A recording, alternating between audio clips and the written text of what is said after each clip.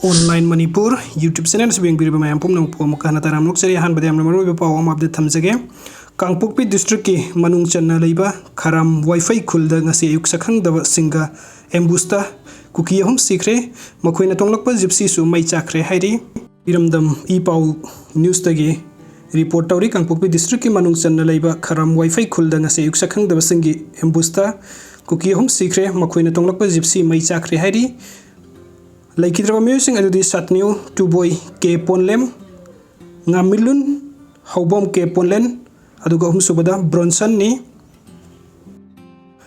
3 kuki were killed in gunfight between kuki and village volunteers today at Kharam Vaiphei at an Ireng village of Kangsup area this morning.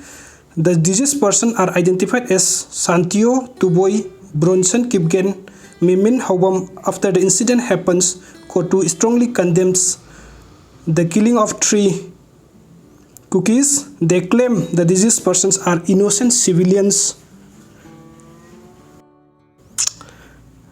Ngasigi thaudok aduda laikhidraba Ireng village amasung Kangsup area dagi laikhidraba miyoi sing adu innocent civilians ni haina kotugi update ama thammi adu makoi laikhidabada nungaitaba kotu nasu Pongdok piri amasung strongly condemns the killing of 3 cookies. They claim the deceased person are innocent civilians. Hainasu Pongdok piri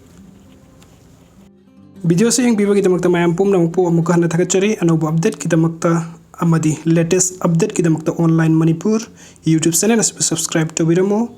Thank you so much.